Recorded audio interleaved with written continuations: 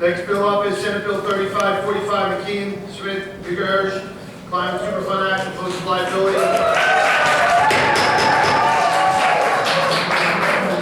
Folks, we're not going to go down that route, please.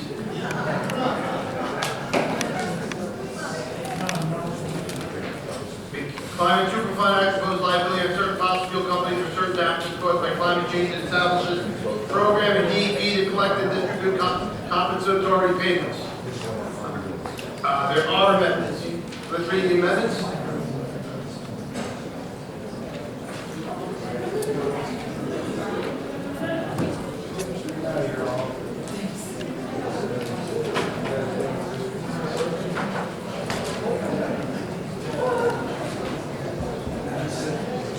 Thank you, Mr. Chair. I was just asked if I knew that.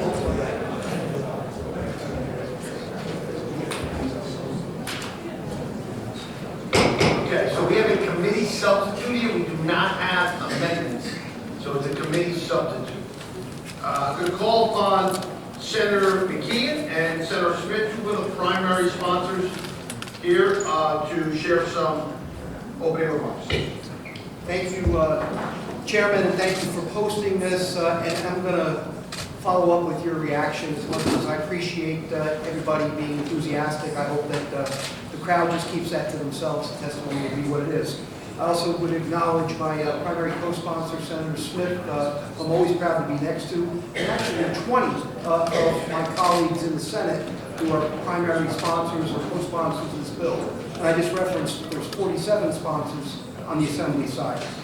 I promise not to take more than 5 minutes of your time, as it's a long day for all of you. But 2025 was some banner year for the extractors of fossil fuels. We have billions of dollars of federal tax breaks. They got changes in regulations that have translated to billions of dollars of savings. There are court decisions that have repealed lead volumes that are set into the air, court decisions that have delayed coal regulation for at least 3 years.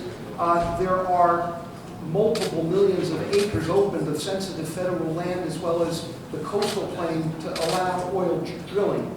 And that doesn't even get to the fact that the federal government has taken away incentives and basically put the renewable competition out of business. I don't want to talk too much about Venezuela, but I heard our president say 22 times talk about oil more than about narco-terrorists. And if you look at what happened in the last week as it relates to oil stocks, through the roof. Now let's look at New Jersey and where we are. We know that New Jersey, by the absolute science, is warming faster than all but 2 states in this entire nation. We know, as is predicted, that between 136 miles of coastline and billions of dollars of property values that need to be protected, that we have Port Newark, Bayonne, Elizabeth, the Meadowlands, all of which are being threatened. I wish all of our fight for climate change, came out differently. That's over. We've got to pivot to climate resiliency, and we don't have a chance. It's not a matter of if billions of dollars have to be expended as we pivot. It's a matter of who will help the taxpayer pay for it. So, to start with, they're just looking at, it's funny how statistics go, guys. The last 2 years you can't find, but I can go back to the decade before that. 13 climate disasters in New Jersey, 5 at least in every county in our state. Loss of life and at least $9 billion of damages that all of us had to pay for. That doesn't even count the last 2 years. Whether it's the federal government, the state government, Rutgers, they have estimated it's going to cost billions of dollars for us to do things like what? To fix our roads, our water systems, our bridges, our transportation systems, electric grids, even our schools, many of which are in floodplains. All those things have to happen. So again, this isn't about anything being punitive to anyone other than keeping our state affordable, because there's billions that have to be expended. So that comes this particular bill as it relates to making New Jersey affordable, again, act, and making polluters pay. And again, only partially. I throw this number to you that's crazy. Look, this bill would come up with $50 billion that would be paid by the fossil fuel extractors, and the extractors only, over the next 20 years. By way of example, the Army Corps of Engineers, just to put up a seawall to protect Manhattan, is talking about $137 billion expenditure. This isn't even close to the amounts of money that we are going to need, but at least it's going to be a part of the solution. The way it works, it would only apply to maybe 82 international companies who are solely the extractors. And they are the companies that, for the last 30 years, from 1995, when anybody reasonably understood the relationship between man-made activity and releasing fuels or fossil fuels into the air and climate change, for the next 30 years, we put 1 billion metric tons into the atmosphere. Again, give or take, that's going to be about 82 companies. And they'll pay their proportionate share toward that, basically, $50 million divided by 50 billion divided by 20. So I don't think any of them, even the largest, will be paying any more than about $200-300 million a year for the next 20. I again want to tell you, 50 billion is a lot of money even for us, right? New York, who passed a bill just like this, their number is 75 billion. So we actually pulled back some. So what will, and after the money's collected, the DEP will put together grants dealing with all those things that we talked about from a perspective of resiliency. We as the legislature, through the budget process, will have the final say. And I also note, it's important to me, that the proportions that will be given out will be consistent with our environmental justice laws, which sheds with more than 50% of the state fall within those regions. What will this bring to us besides the money that we need to, again, pivot to climate resiliency? 18,000 jobs. 18,000 jobs. And any one project that's more than 5 million, which will be most of them, will be project labor positions, number one.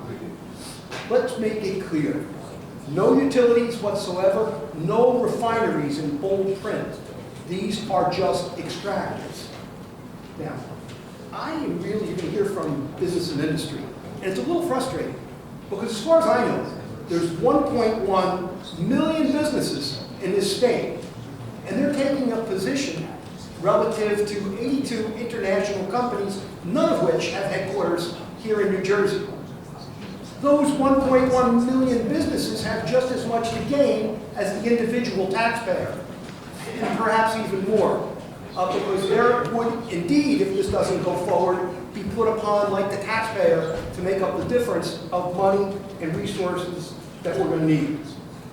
Now, another frustrating argument that's being made is this is getting passed on to the consumer.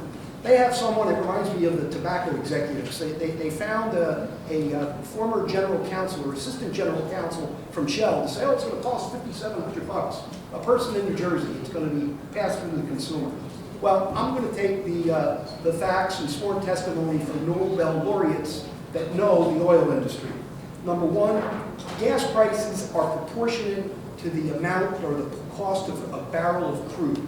That's how they're set. They're not set against liabilities. There's not going to be a special barrel price for New Jersey, New York, or Vermont, or anything like that, number one. Number two, not every supplier, not every extractor is going to apply to. Remember, that's that $1 billion level over 30 years. So the independent extractors in all the independent stations, if those other companies raise their gas prices, they're going to undercut them. It makes no sense. They would never do it from an economic perspective. And finally, it's against all general accounting principles that you would ever know. Think about the BP when they had their disaster. The gas prices didn't go up. It was a liability. It was against profits. And that's the way it will be distributed. So look, I'm going to stop with this and then defer to Senator Smith. I'm here for questions. I understand, again, the hour is late. But this is simple.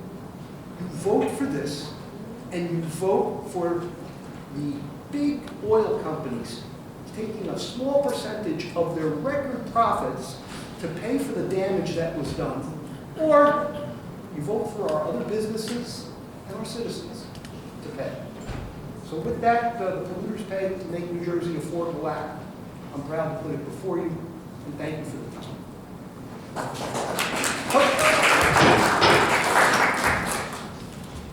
Could barely contain myself. John said it so succinctly, but let me just add a couple other things. This past summer, we had 15,000 acres of New Jersey burned down. We had 2 people in Plainfield killed from flooding. All right? The damage that we felt all over the state from some of the extreme weather events, unbelievable. Normally, when people come before you, the Senate Appropriations Committee, we're asking you for money. We're not asking you for money. We're asking you to allow our citizens to get their just desserts. We are being, across America, you've seen the crazy weather. We have more than $1 billion events in terms of damage to this country. Not taking into the whole world. The damage that has been done by the oil majors, the extractors, who have known for decades that this will be the impact of global warming on the planet, and have sought to ignore it, which sounds amazingly like tobacco. If you remember big tobacco, well, cancer can't, or tobacco can't hurt you, you know, it's nothing to worry about. New Jersey recently, in the last 2 decades, shared in a tobacco settlement wherein the tobacco majors paid for their damages, or at least partially paid for their damages. This is not a radical piece of legislation. This is legislation to try and do justice for our 9.3 million citizens who have already suffered millions and millions and millions of dollars of damage. So we're asking you to do the right thing, which is to make this potential fund of damages available to New Jersey citizens and New Jersey businesses so they can go ahead. And I would tell you that this is not a concept that has not been explored with the people of New Jersey. If you look in your records, in fact in your mailboxes, you've received resolutions from over 170 municipalities in this state where the mayor and council have passed resolutions to the legislature saying, please do this legislation for the good of our citizens. And by the way, we're the same body that have put regulated amounts of money that you can put into your budget. There's not enough money in New Jersey to cover these damages. The damages should be paid by the polluters. It's a concept in New Jersey that we've recognized for the last 40 years. Polluters should pay. So we're asking you to do the right thing. Let's pass this vote out of committee. Let's get it on the floor and let New Jersey citizens get some relief. And by the way, if the political concept is affordability, by not doing this, we're making living in New Jersey that much more unaffordable. So please, do the right thing today. God bless. Okay. Can I make, thank you very much. Just one last point. Please, if someone was to come here and argue and say, hey, this isn't constitutional, I wish I was smart enough and astute enough to predict as to what the Supreme Court might ultimately do. I know that we looked at the Vermont law. I know we looked at the New York law. We saw in the ways that it was being challenged, and we put together what we think was even a better way to approach things in order to anticipate those particular challenges. But I can't guarantee it to you no longer than anybody else is going to come up here and guarantee you that it won't happen that way. So I just want to be upfront about that.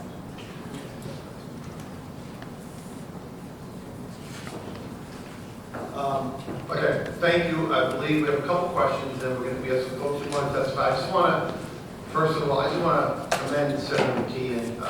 This bill would not be up in committee today if it was not for his unwavering advocacy over the course of the last few weeks.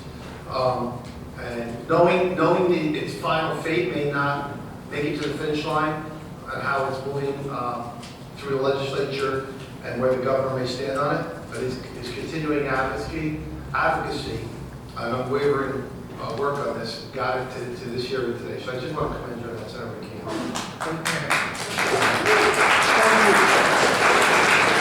Questions for the senators, and then I'll make a statement, and then we'll start the process. Go ahead, Senator. Go ahead, Senator. Yeah, go ahead. Thank you. Wow, very nice. Senator McKeon, Senator Smith, love working with great colleagues, good friends. We agree on some things, we disagree on other things. We're going to disagree on this bill, not because there's a denial on the part of Republicans that we don't probably have a lot of work to do on our infrastructure, so we're going to agree on that. The question is, are we going to be honest with the people about who's paying for it, right? So this bill is going to force the fuel extractors, supposedly, to pay this $50 billion over 20 years. It's $2.5 billion a year. Senator McKeon, you said that that will have no impact on the price of fuel. It's essentially free money to us, is your argument, right? There'll be no impact. Is that right? I think that's what you're saying. It will not be passed along to the consumer. And if you want to call it free money, those are your words, not mine. Okay, well, you said we could do it and it won't be passed on to the consumer. Then I have to ask you, why the hell would we stop at $50 billion? Let's make it $500 billion. You tell me, is there a limit to how much we can get from these fuel extractors and their profits are high? My argument to you is it will come back because they have the profit margin, regardless of the barrel cost of fuel. They have a profit margin they want to make. So every dollar we take from them, they're going to pass right back to the consumers of all fuel products in New Jersey. Senator Smith, I share with you, the word affordability is everywhere. This goes completely counter to that. $2.5 billion will amount to extra taxes on people in New Jersey every year. And again, you can counter me, if I'm wrong, why are we stopping at $50 billion? Why not $500 billion? Well, if I may, through the chair, well, $500 billion would basically be, a year's profit for one of these oil companies that are the larger ones. So I wouldn't want to. They're not going to exist without a profit. Right? And it isn't about taking 100% of profit away from them. It's about taking a reasoned sum that they've caused unequivocally as it relates to our need to build resiliency projects. Period. So I'm trying not to be unreasonable. I mentioned at $50 billion, that was $25 billion less than what New York did, and certainly less than what Vermont will do, what looks to me to be fair. Not enough to deal with the whole problem. And then I guess I just raise this to you, if I can, through the chair. If you agree, as we do, that we're going to have to build all these resiliency projects, well, then you agree for certain that it's going to come out of the pockets of the taxpayer. So then why wouldn't we take a small percentage of the profits of those who've profited for decades over this and have them share it? My argument is, one of my arguments is, if we want to do those resiliency projects, and I may agree on some, may disagree, but let's stipulate that something can be done. We have to be honest with the people of New Jersey how we're going to pay for it. And to say to the people of New Jersey, this is a free way to do it, is I think, disingenuous. We have to dive into our budget, which is now $60 billion a year, and do our best to figure out a way to pay for these resiliency projects with money we're already raising, rather than increasing the cost of people in New Jersey. And I think I made my case. You mentioned profit. They're not going to do it for no profit. They're not going to do it for less profit than they're making now. It's going to be passed directly on to the people of New Jersey. We have to, rather than do that and diminish affordability further, we need to dive into our budget. I'm hopeful that this administration on the way out will recognize this, that we shouldn't do this, and that the incoming administration will realize that the way to affordability isn't to inflict massive increase in cost of fuel or anything else, but to dive into our current spending and figure out a way to pay for these projects in a responsible way with the money we're already planning. You feel so far away, I can hardly see you through the chair. This is an interesting room, yeah. But and I won't repeat the testimony, but as I said, that's not how worldwide oil markets work, number one. It's not how liabilities are calculated as it relates to general accounting principles, and it certainly would be counteractive because not all extractors would fall under these definitions, and thus the prices would be undercut in the state, and they just wouldn't do that. So again, I resoundingly disagree with One you. more quick comment. You may not be wrong. You may not be wrong that $50 billion is too small a sum. You know, it's not like these people, these polluters, don't have a role in it. They've been doing this for decades. They've known the damage that they're causing. They've refused to admit that it's going on.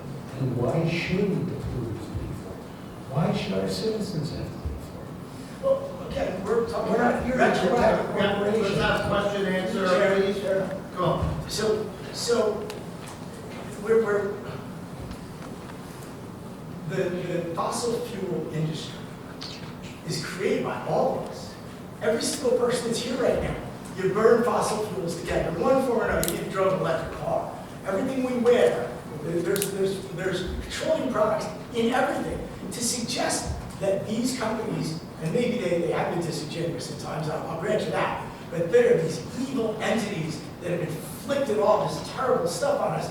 We've known it for a long time, that some of the things we've done, they have an impact on warming, they have an impact on our climate. But to retroactively fine them for doing something that's perfectly legal and that we all want it, and we are the first ones to complain. Let me finish. I'll be done and give you the floor. First ones to complain en masse when fuel prices go up. We want them low because we want to be able to consume them. So to point them as solely the culprits here when we're all at fault, I think is unfair.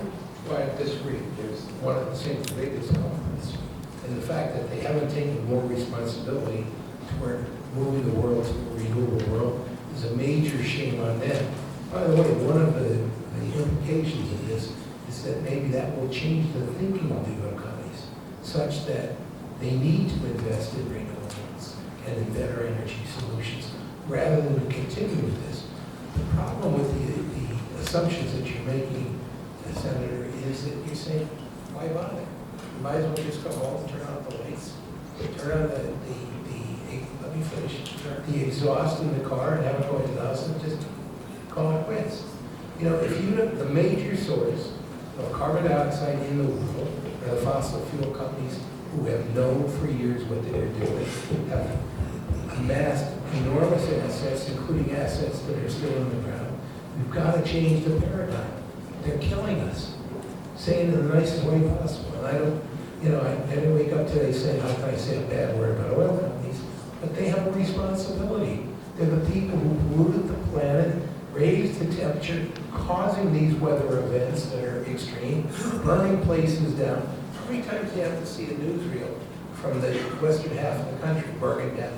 Forget California for a minute. 3 years ago, we had half the United States of America with the forest fires. We're in huge trouble, and we need to get the oil companies, number one, to take responsibility, which will change their behavior, and number two, to help the citizens. I was elected by the citizens, not by the oil companies. I'm not here to protect them. I'm here to work with John McKeon to get them to take responsibility for what they did and what they're continuing to do, because we have a national policy that's totally goofy. I think so, a couple things. I am not saying do nothing. I am not saying do nothing. Okay. What I'm saying is... I'm going to separate the other question. I'm almost done. We need to be honest with people.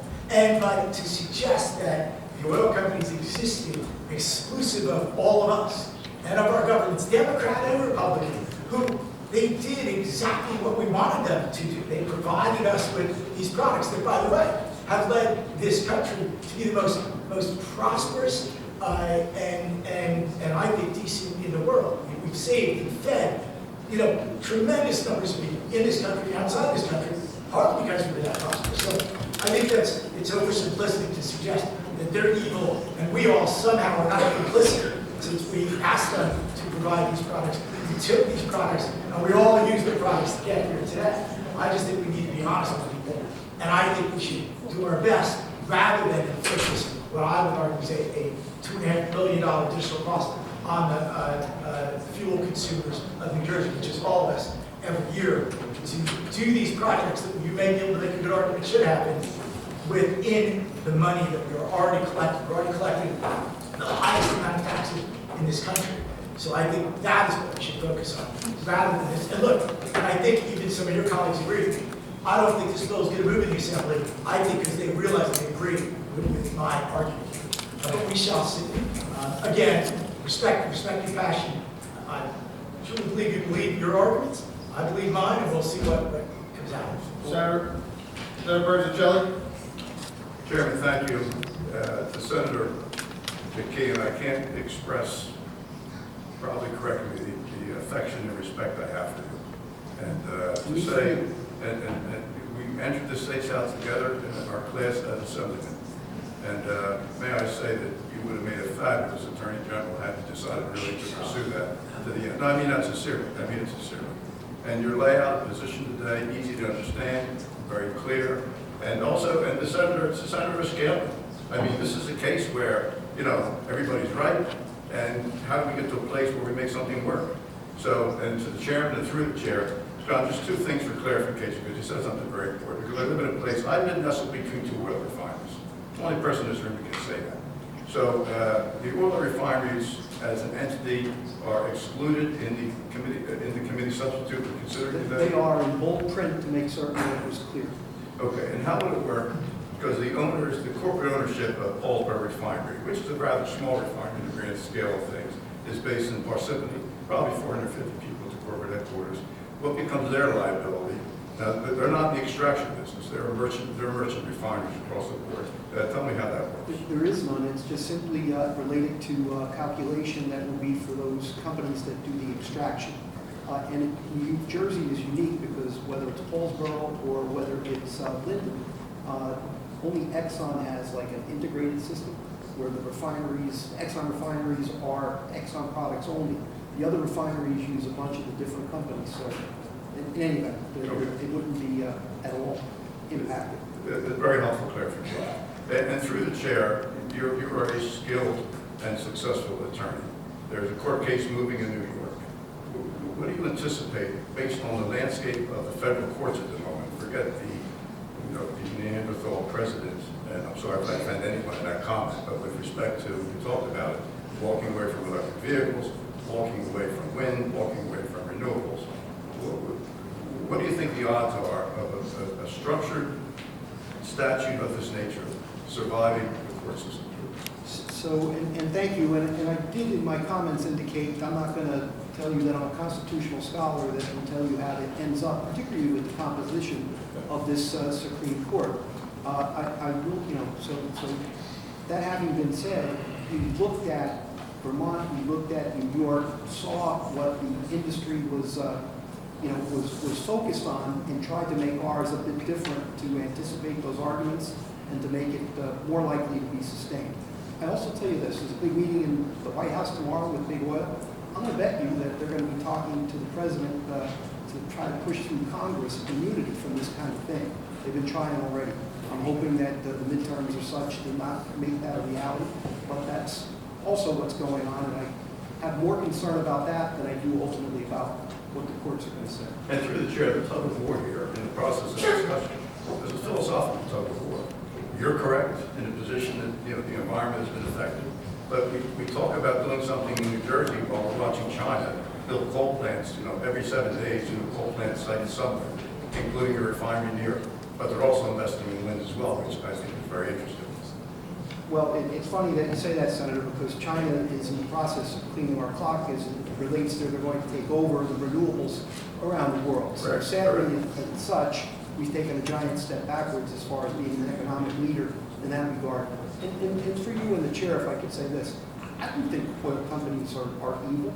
I drive a car like anyone else, and I'm going to turn my heat on tonight or air conditioning, depending on what's going on with today's weather. I suggest heat tonight, by the way. But that having been said, we're not looking to put anybody out of business. We're looking to, it's a great example. Yeah, so we drive our cars and we use the heat.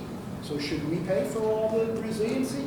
That's exactly what this is about. This is about saying oil companies who for decades upon decades have made major profits should contribute toward the problem that it's become.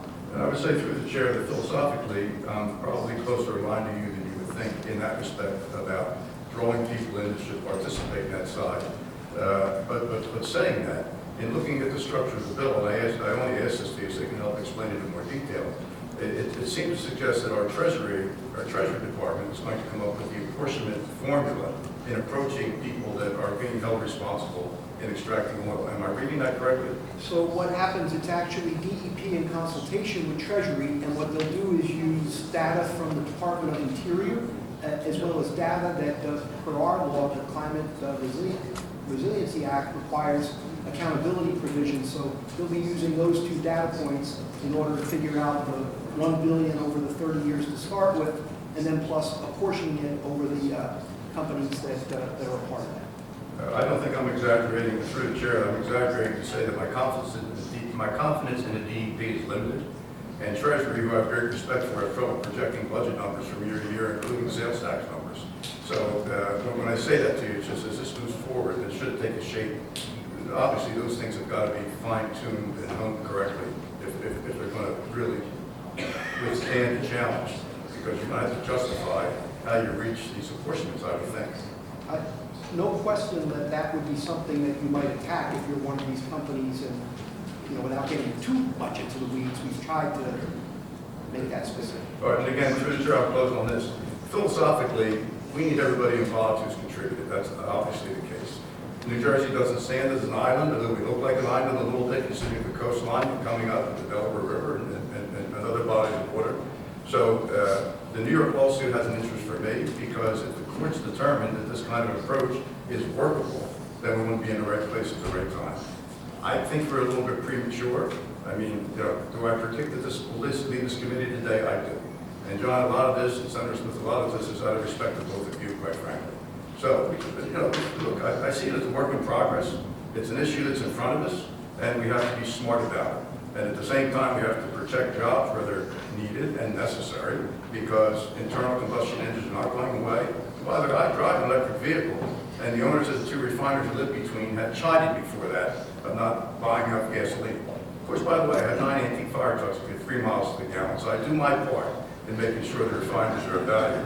But remember also how fragile we are, because New Jersey is fed by pipelines from the Gulf Coast and by the port in Bayonne. And any disruption to those pipelines, the flow of fossil fuels, which we speak about here in the tone, is probably not fair, could be disrupting greatly, and this economy could come to a halt. So refineries we have left, there aren't many in the Northeast. You have, and 3 are in New Jersey. They are lifeblood. So this is the delicate balance of how we get to this, obviously. And John, I know, and Senator Smith, I know as well, you're sensitive to that. So I may not be fully aligned here, but I just wanted to express through the chair the deep respect and to the work you're doing. So we continue to move forward. Chairman, thank you for the moment. Thank you. Before we go to Senator Greenstein and Zucker, I'm going to just kind of, the hour's late, we have a lot to go yet tonight, and I have a feeling we're going to be here for a while. So here's the senators, what I think we can do is, somebody want to speak now while the senators are here, then we'll get into the testimony, let the folks speak for 2 to 3 minutes, try to avoid the Q&A a little bit. I will just say this to everybody here. I think John Bertuccelli just said, Senator Bertuccelli just said this. Count your comments as a work in progress, right? Try to get to the right solution of where we all want to get to on this in the future. There's work to be done here. If you look at some of the, and I know you talked about all the union jobs that it's going to create, all the unions provided written testimony today asking us to pause and vote no today because they think there should be hit the pause button. We're on to something good here, but let's get it right and let's make sure we're constitutionally correct, follow what's happening on the New York lawsuit. And another part of that, I think that's interesting, is there's going to be a big discussion on energy supply. This next governor has made it very important, and I am looking forward to working with this next governor on energy supply. And I really believe he has the ability to really put us on a path and set New Jersey apart. This is something that I really believe in some context would be best under her domain to look at. Because, and I'm going to caution everybody in your testimony, because your testimony is important, but maybe don't burn down the house for your testimony. Put it in context, because I'm pretty comfortable doing this a long time. The bill's not moving out of the legislature. The governor has not indicated to leadership that he's signing it. The assembly is beginning to wrap up today. It's on no committee in the Assembly Appropriations. Most likely, I'm pretty confident that it's not going to pass the Assembly. So what I'm asking everybody is, we're going to continue that dialogue with our senators. Put your comments in, be appropriate about them, and set the context for where do you think we should be in the coming months and in the coming year under the new administration. Senator Greenspan.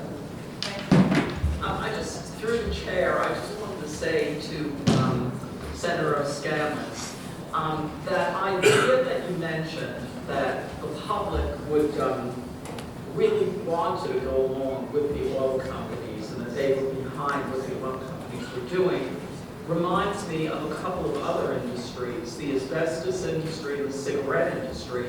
And I remember years ago reading in New Yorker magazine all these sort of revelations about how the public had no idea what was going on, and all of the officials of those industries were communicating about how they can get one over on the public. So that could be what's happening here. I don't think the public was really supportive.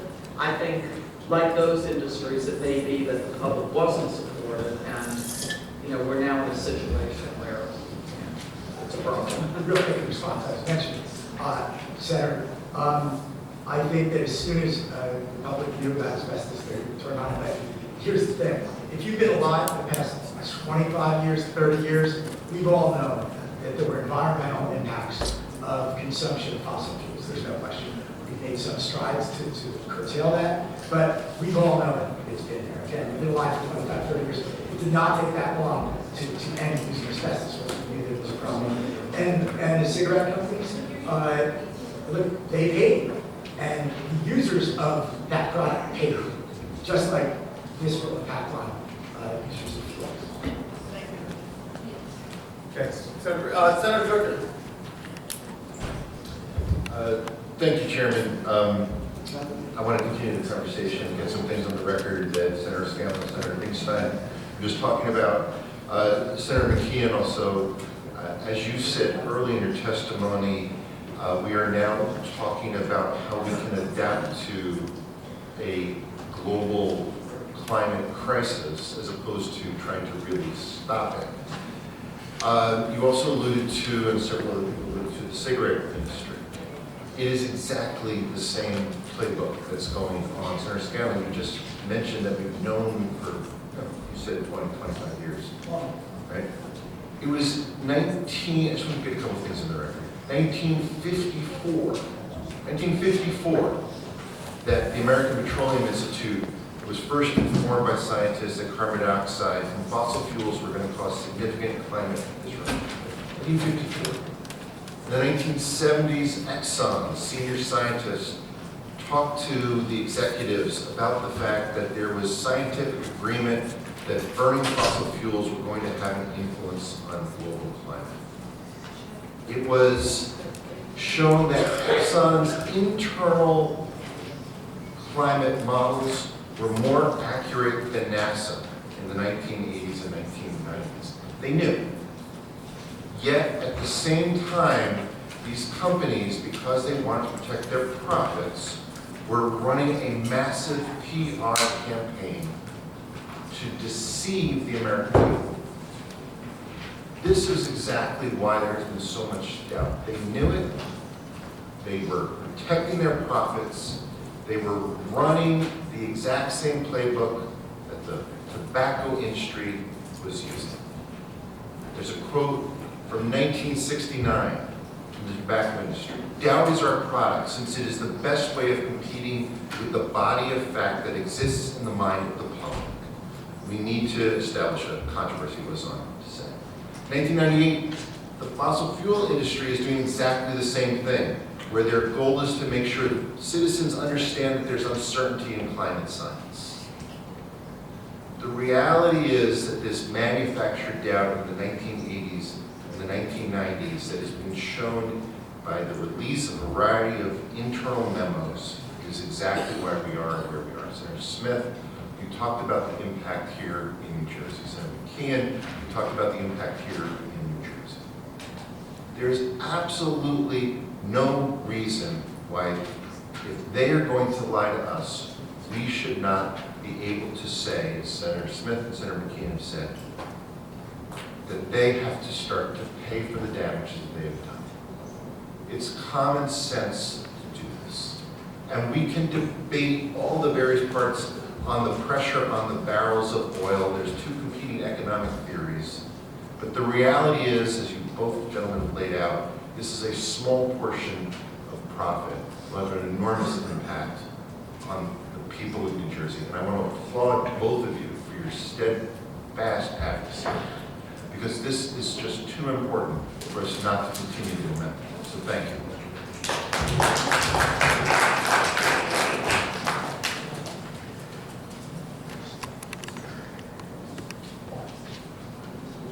I can keep on going. Okay. Senator Ricker, you done? I am. I figured you were going to go about an hour. My next one, it's all about fusion. Anybody else? Okay. Senators, thank you for your patience today. Sincerely Keep appreciate you it. around. Thank you. We kept you around for a long time. I appreciate all of you. Thank you. Okay, folks, I'm going to just ask now that the senators are moving back. If I'm going to just ask everybody to step back behind the pillars, step away from, get all your good pictures in. John McKeon and Bob Smith are two good-looking senators.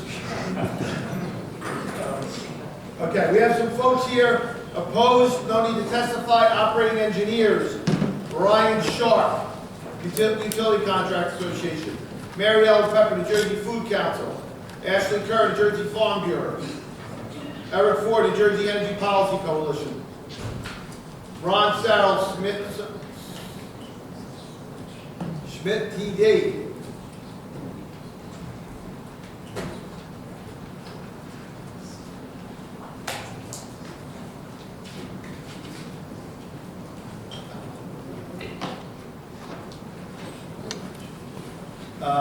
Okay.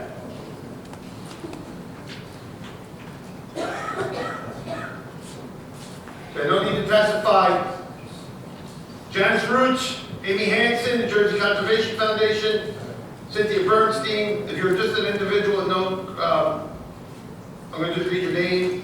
Andrea Kane, Hazel Applewhite, Ironbound Community, Jenny Sadi, Invisible Cranberry, Gabriella Sedot, Indivisible Cranberry, Linda Stewart, Divest New Jersey, Linda Powell, JFK, Dem, Bernadette Marr, JFK Dems, Dennis Gormley, Reverend Diane Riley, Justice and Peace, Dina Malto, Jersey Citizen Action, Food and Water, Jersey Environmental Justice Alliance, Tataya Rodriguez, Lyra Cole, Stephanie DeVita, Karen Shabensky, New Jersey Poor People, Jade Khalif, Jeanette Bergeron, 3rd Act, New Jersey, Jennifer Nielsen, 3rd Act, New Jersey,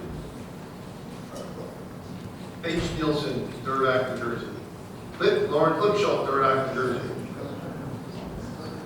Linda Stock, Divest, New Jersey, David Temple, New Jersey, 3rd Act,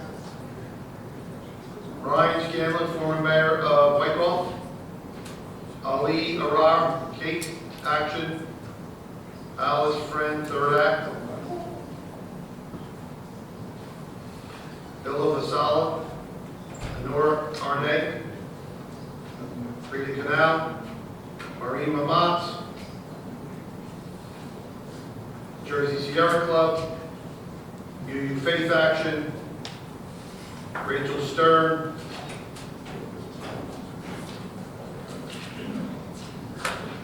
if we have multiple folks from the same organization, I'm going to just read the organization. Allison McCod, Jersey League of Conservation Voters. Peter Chen, Jersey Policy Perspective. I apologize, I cannot read your name at all. Donald something. Michelle Interfaith Climate Action, Michelle Cianas. Maureen Prince,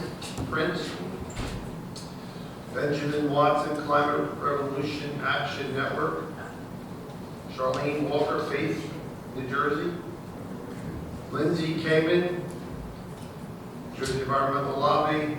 This organization's been represented already. This organization's been represented. Reverend John Rogers, First Congressional. This organization's been represented.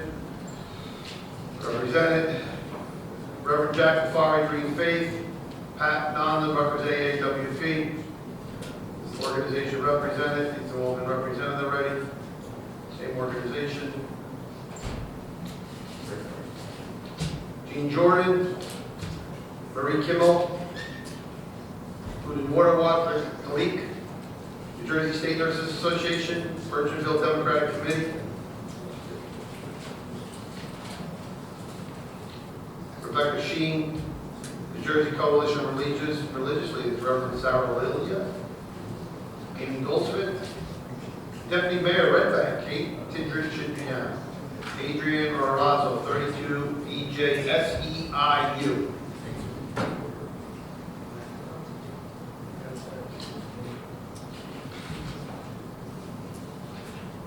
Doug O'Malley, Environment New Jersey, Mike Flynn, NJEA, John Burgess, Climate Reality Project, Ted Glick, 350 Rockland, David Krantz, Third Act, Union County Peace Council Chair, Justice and Mercy Committee,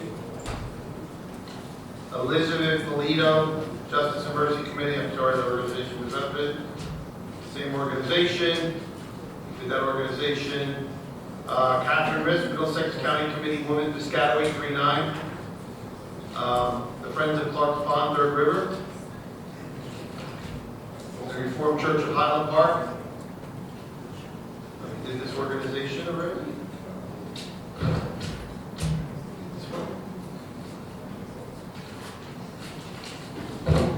Hope for the City of New Jersey Poor People Campaign. Food and Water Watch, we did that, sorry, CWA District 1, Anna Martinisky. SEIU 1199 Healthcare East. These organizations are all the same, all third acts. Rutgers AAU, this is local 6324. Sonny Vargas, New Jersey Working Families. Joseph Boria, South Jersey Progressive Democrats. Anthony Char, Sunrise Bulwark, Ruth Lapino Isles, Rosalie Wong, New Jersey, Precious Kirby, Black Lives Matter. Needy Mary, Big Road, New Jersey. Emily Work, Cement, the 50350, New Jersey. We did them. Ami Kochland, ACLU, New Jersey. June Karen, Rich Karen, Elizabeth Karen. No more family members in that Karen family? Jay Tyson, David Berger, Rin, Martine Boslin. We read this organization.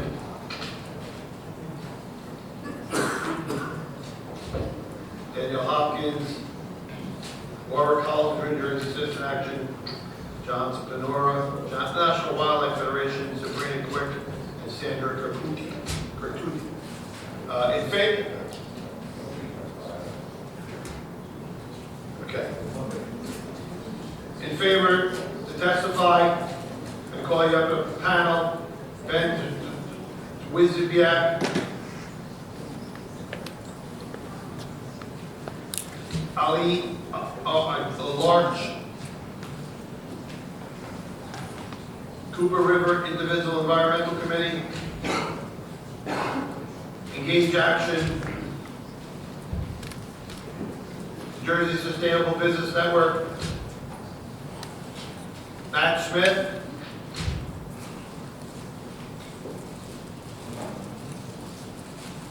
Anna Rivera. Hi, Anna. Hi. How are you today?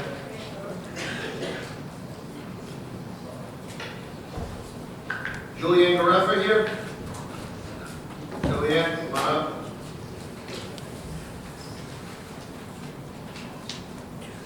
Okay. We have room? Two more? We have one coming up. Ben Vitale? Yep. Come on up, Ben. And then Sayaban Gibbons? Here? Siobhan. Sorry, Siobhan. Come on up, ma'am. After the first person speaks, you could take her spot. Thank you. Okay, folks, 2 minutes. Focus on the bill. You heard from our two senators. The next panel then will do those who are opposed. We're going to start on your left, my right. Good evening, Chair Scarlo, Vice Chair Greenstein, members of the committee, and thank the sponsors. My name is Dr. Rebecca LeBeau. I'm the Executive Director of the New Jersey Sustainable... A little louder, please. My name is Dr. Rebecca LeBeau. I'm the Executive Director of the New Jersey Sustainable Business Network. We are a state affiliate of the American Sustainable Business Network, and together we represent more than 250,000 businesses nationwide that have a commitment to advancing a combination of market innovation and policy change to create a more just and sustainable economy. The businesses in our network are leading the transition from a narrow focus on maximizing short-term profits for shareholders to a broader definition of success that creates value for all key shareholders within a true bottom line framework of people, planet, and profits. The transition is necessary to create opportunities for shared prosperity, improve public health, and ensure a cleaner environment for our families and future generations, as is the Climate Superfund Act.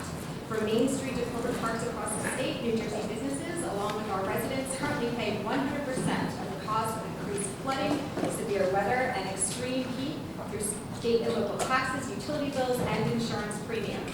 These expenses include costly repairs and upgrades to critical infrastructure such as roads, transit systems, sewers, and schools. Studies estimate that the future climate-related expenses could exceed hundreds of billions of dollars.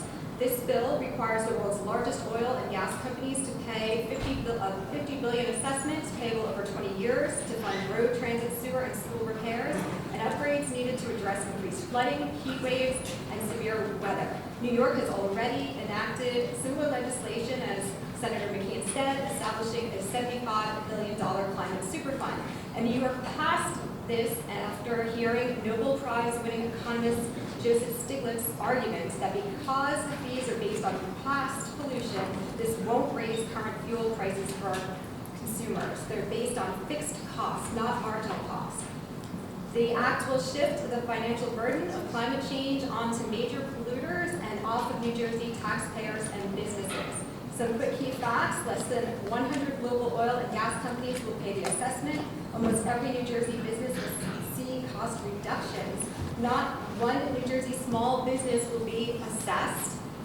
There will be no gasoline price increase or impact on energy production, no new DEP authority to deny permits or regulate emissions, and we can expect higher returns on investment and approximately 18,962 jobs created annually. So the New Jersey Sustainable Business Network urges its committee to pass S-3545. Thank you.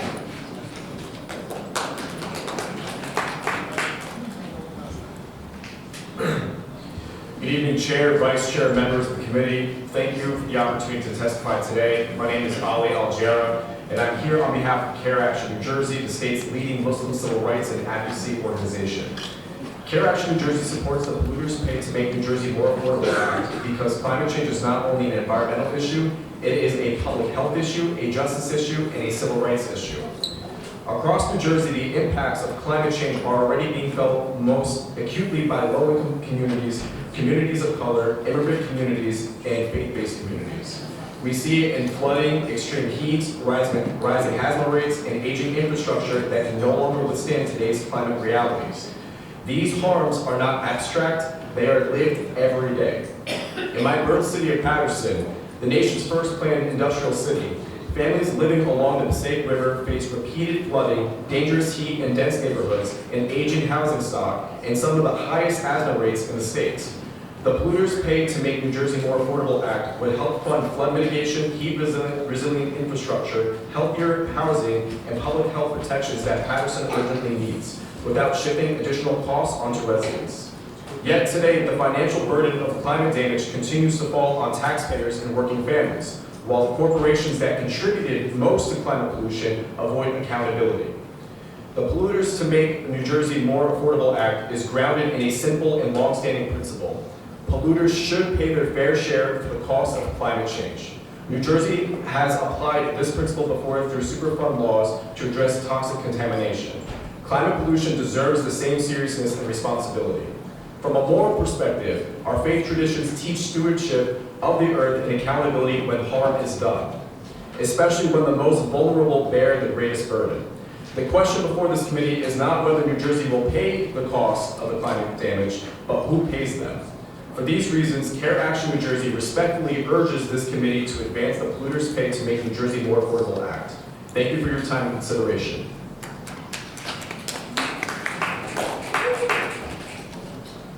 Good afternoon, members of the Senate Budget and Appropriations Committee and Chair Sarlo. My name is Ben Jobek. I'm the Executive Director of Climate Revolution Action Network, the largest statewide Gen Z climate organization in New Jersey.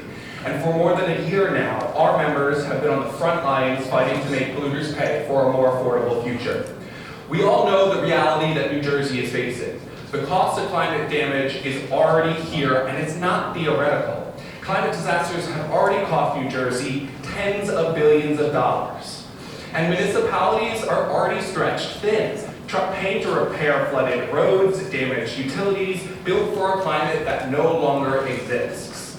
And these costs are only accelerating at the same time that federal disaster aid is becoming more unpredictable, with national leaders openly talking about ending or gutting FEMA after the current hurricane cycle. So I want to ground this legislation right now in what's already happening in your districts and what this legislation is designed to do. In Bergen County, Senators Sarlo and Johnson, families are dealing with repeated flooding and FEMA recovery after storms like Ida. In Middlesex and Mercer, Senators Greenstein, Diegan, and Zwicker, utilities have had to spend tens of millions to repair water and sewer infrastructure after extreme rainfall. In Ocean and Monmouth County, Senators Amato and O'Scanlan, coastal flooding and storm surge have driven hundreds of millions of dollars into resiliency projects just to keep roads, bridges, and homes standing. In Essex, Union, and Camden, Senator Burgess's, Berticelli, Ruiz, Cruz Perez, working class communities are facing basement flooding, heat stress, and failing water systems. In Cape May and Atlantic County, Senator Testa, bulkhead replacements and beach replenishment projects are becoming permanent line items instead of emergency responses. These costs are being passed down to municipalities, then to taxpayers, ratepayers, and working families. This bill flips the script. The Polluters Pay for a More Affordable New Jersey Act applies only to the largest fossil fuel corporations that have emitted more than 1 billion metric tons of greenhouse gases and who have operated in the state of New Jersey since 1995. Not small businesses or refineries, not residents, not municipalities. I don't think anyone sitting on this dais has emitted that much carbon, even if Trenton does get accused of producing a lot of hot air. Big Oil knows exactly what this bill does. That's why they are spending heavily through allied organizations and industry groups. They and the Trump administration are trying to scare lawmakers because this committee has the power to draw a clear line and say that New Jersey families should not be stuck with a bill for climate damage they did not cause. This legislation protects the average taxpayer, it protects municipal budgets, and it protects working families from higher local taxes and utility bills. And it protects union infrastructure jobs that we need in every inch of this state to build a safer future. 75 municipalities in 5 counties have already passed municipal resolutions supporting this approach, along with 47 Assembly co-sponsors and 19 Senate co-sponsors, because they see what is coming and they know the status quo is unsustainable. Today, this committee can send a clear message that New Jersey is choosing affordability, accountability, and fairness. Making polluters pay is how we build a safer, more affordable future for everyone in this state. Thank you for your time and consideration, and I hope you vote yes to release this bill from committee and urge legislative leadership to pass it on the floor. Thank you. Thank you for your patience today. Members, any questions for the first three? Thank you. You guys, folks can step aside. Thank you. Thanks for your patience today, we really appreciate it. Good evening. Just to move us along, my name is Anna Cookie Rivera. I am a founding member of the Latino Action Network, C4, and I'm here on behalf of and in strong support of S-3545. Latino communities across New Jersey, climate change is not an abstract policy debate. It's a daily reality. Our families are more likely to live in neighborhoods vulnerable to extreme flooding, heat, and storm damage. We are more likely to work in climate-sensitive industries, and we bear higher health costs from heat exposure and pollution. And every time a storm destroys a road, sewage plant, or a school, it is our property taxes, water bills, and our utility fees that go up to pay for it. New Jersey has already spent billions responding to climate disasters. Superstorm Sandy caused nearly $30 billion in damage. Hurricane Ida took 30 New Jersey lives. The DEP study sampling only 5% of municipalities found 50 to 65 billion in potential flooding losses in areas with large Latino populations. Statewide, that translates to more than $1 trillion in projected damage. These costs fall hardest on families who can least afford them. Latino and Black households already have significantly lower net worth than the statewide average. Every additional climate disaster pushes our communities further behind. Meanwhile, state agencies have identified billions of dollars in new resiliency projects. Deep tunnels for sewage conveyance in Newark and Hoboken, flood barriers in Bayonne, major road and bridge reconstruction in Patterson, Elizabeth, and across Middlesex and Monmouth counties. These projects are essential, but they are only a fraction of what lies ahead. Right now, taxpayers are paying 100% of this bill for climate damages they did not cause. S-3545 simply says that the fossil fuel companies that knowingly contributed to this crisis should pay their fair share. This legislation will make New Jersey more affordable by shifting mandatory multi-decade climate cleanup costs off the backs of working families. We are proud to stand with these community organizations, labor unions, environmental groups, and municipalities to support this bill. Our message is simple. New Jersey cannot keep socializing the cost of climate change while privatizing profits for the companies that created it itself. New Jersey families should not be financed on the backs of communities most harmed by climate change. Thank you.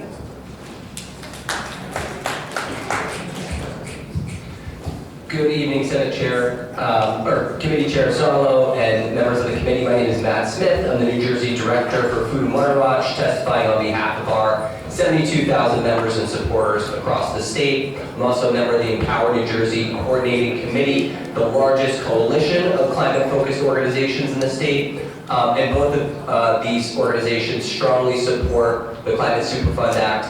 I want to thank all of our co-sponsors on this committee today for their leadership on this issue. I want to thank our prime sponsors, Senator John McKeon and Senator Bob Smith, for their tireless leadership on these issues.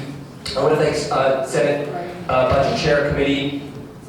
Budget Committee Chair Sarlo for his constructive comments on the bill tonight. I think we are all committed to work together to find a solution that addresses the clear needs that we've all identified, over the course of this past year working on this issue, and to Senator Berzicelli for his positive comments and remarks as well.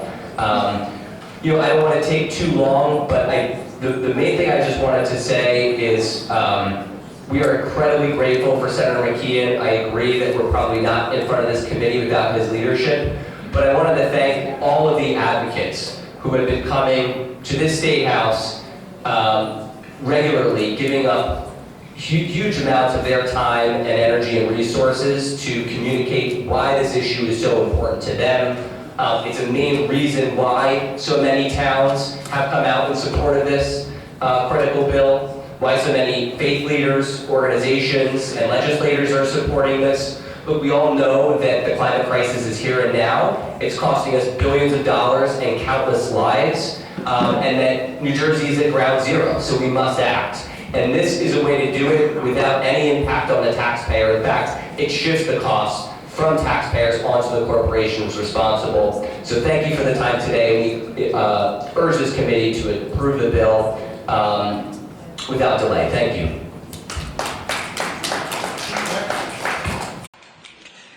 Senator Sarlo, Vice Chair Senator Greenstein, and members of the committee. Thank you for the opportunity to testify today in support of S-3545. I'm Dr. Siobhan Gibbons, and I'm a member of the League of Women Voters of New Jersey, the Greater New Brunswick Area Chapter, and a member of the League's Natural Resources Committee. The League of Women Voters supports policies that promote good government, transparency, and accountability. S-3545 reflects those values by addressing the growing public costs of climate-related damage by protecting New Jersey taxpayers. As already has been said, climate change is imposing significant and measurable costs on our state. New Jersey experiences some of the highest rates of flooding in the nation, with billions of dollars in damage from severe storms, coastal erosion, and infrastructure failure. These costs are borne largely by local governments and by us, the taxpayers. We are paying, despite the fact that the largest fossil fuel companies have known for decades, as Senator Smith already said, that the products they produce are major contributors to climate change. S-3545 takes a fair approach by requiring the largest fossil fuel companies, those most responsible for the historic emissions, to contribute to the costs of climate damage. This bill is projected to generate approximately $50 billion over 20 years to support infrastructure repair, flood mitigation, and climate resilience efforts across New Jersey.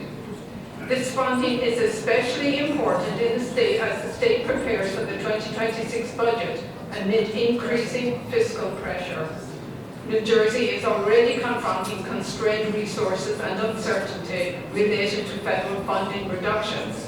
S-3545 would provide a dedicated funding source for climate recovery and resilience without imposing new costs on New Jersey residents or small businesses. By aligning responsibility with impact, S-345 helps to ensure that climate costs are not unfairly shifted onto the public.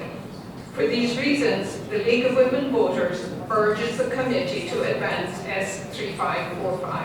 Thank you for your time and consideration.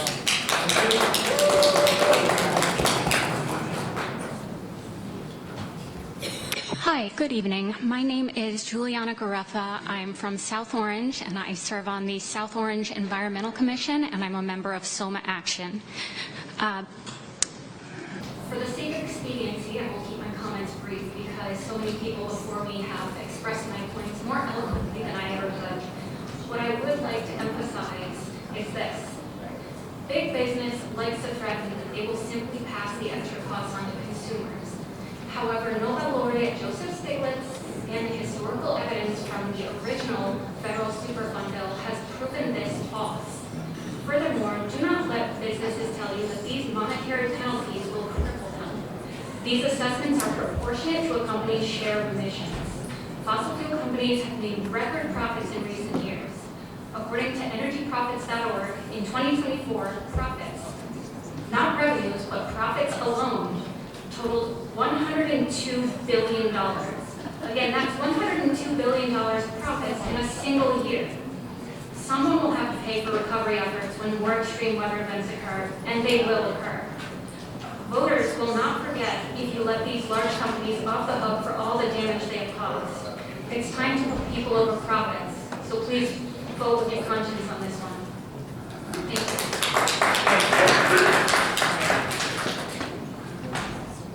you. Roll call, please. Chairman Sarlo and members of the committee, my name is Ben Vitale from SOMA Action. Please follow the example of Vermont and New York that passed the Climate Superfund Act, or this evening releases from the committee. Polluters need to pay their fair share for the costs they have imposed on New Jersey's environment and its citizens and taxpayers. I'm going to talk about the science for a couple minutes. As a software engineer in 2024, I collaborated with the Union of Concerned Scientists on a research paper entitled Looming Deadlines for Coastal Resilience: Rising Seas, Disruptive Tides, and Risks to Coastal Infrastructure. I've analyzed the data on sea level rise in New Jersey. The forecast isn't pretty. We're looking at 1 to 2 feet of sea level rise by 2050, just from global warming. Our paper studied a special nodal lunar tide cycle that isn't always taken into account by most of the projections that we've read. Every 18.6 years, due to the changing tilt of the moon's orbit, high tides will be an extra 3 inches, peaking in 2035 and every 18 years after that. Twice every month, as you probably already know, we also have the spring tide, another 6 to 12 inches. And then you've got the perigee king tide every couple months when the moon gets closest to the Earth. And then the sun also gets in on the action, making extra high tides at the spring and fall equinoxes. When all these things all line up, the bottom line is that New Jersey's coast is going to get flooded many times per year, even on sunny days, not to mention the storms that, as you know, are coming more frequently and more severe. This is too often to clean up and rebuild. You're going to have to move to higher ground. Our paper studied critical infrastructure assets like electrical substations, hospitals, schools, sewage treatment plants, prisons, public housing, all on the taxpayer's dime on New Jersey's densely built coast. And they're going to all get hit worse than any state in the Union other than Louisiana and Florida. Think about that for a minute. Taxpayers will be on the hook for countless billions. Polluters need to help pay. Thank you. Thank you. Thank you for all your testimony. Thank you. Okay, we have the last panel. I know some folks were notified if they had to leave. New Jersey State AFL-CIO Coach, Laurel Brennan, Secretary Treasurer, had to leave. Tony Russo, CIA and J. Come on up, Tom. Mike Egan, State Chamber of Commerce. Mike, you still here? Come on up. Dennis Hart, Chemistry Council, come on up. Eric Blumgren, New Jersey Gasoline Automotive Association, come on up. Michelle Sierra, CEO of NJBIA. Ray Cantor, NJBIA. Hillary Shepard, South Jersey Chamber of Commerce. We got. She's taking. Right, I got ready. Okay, here we go. Mr. Reed, you go first. All right, Sherry. Hold on, I gotta get these specs out. Get your glasses on. We're getting old. You've been waiting for this all day. I know, waiting all day. So, Mike Eganton, Executive Vice President, New Jersey State Chamber of Commerce, for the record. Air mattresses, antifreeze, cameras, candles, cell phones, dog collars, detergent, deodorant, floor wax, hula hoops, ice buckets, lipstick, model cars, nylon rope, oil filters, plastic toys, refrigerants, roller skate wheels, skateboards, solar panels, sunglasses, toothpaste, tires, umbrellas, on and on. Huge list. What do they all have in common? Petroleum. We're all users of it. And by the way, I remember when we had the discussion debate about the California cars. Maybe not the hula hoop. Several years ago, I asked, and I would respectfully, Chairman, ask each individual that comes up here, how'd you get here today? Yes, maybe some took the train across town, but most did what I did. I drove here. I used the products. So these companies that we're targeting, got the legal authority from both parties on the federal government side, on the state side, to produce these products. I gave you my written testimony. You read it about liability and administrative burdens. The one thing I would like to point out, and I call them our mothership, the U.S. Chamber of Commerce, according to them, for every $1 billion in fees collected, each New Jersey household would pay an additional $229. In relation to the full $40 billion assessment against companies, residents will be paying an additional $9,000 per household. I mean, that's kind of how the business community, the economies of scale work. You know, you put the burden on them, it's going to be passed on. Chairman, you know I've been very supportive over the years of the Transportation Trust Fund. As less gas is being used and more on the electric vehicle side, you know, somewhere ultimately it is going to pay for that. We adamantly oppose it, and I'll end with this before I pass it on to Dennis. This is not the end of, you know, saying, well, you're the problem for, you know, climate change, your sector, the petroleum companies. You set a bad precedent like this, they're going after everybody else. I've seen it before too. There was mention about the tobacco settlement. You and I, Chairman, and members of the committee have been around a long time. There has to be a better way to do this. Lame duck is not the time to do it. As you point out, Chairman, more discussion to ensue when the new governor comes in. Thank you, Chairman, and thanks to everybody. Chairman Dennis Hart, Executive Director of Chemistry Council of New Jersey. I'm going to take your advice and greatly scale back my testimony. I have the world of respect for Senators Smith and McKeon, but I do disagree with them on a number of points. Basically, the premise, and one thing that I really disagree with is the comparison to the tobacco industry. We do not have a strategic cigarette reserve in this country. We have a strategic oil reserve for the protection of our economy and the protection of our country. So the comparison between a vice like tobacco and something that's used every day is just not appropriate. Right now, as Senator Scanlon was talking about, 60% of fossil fuel goes towards transportation.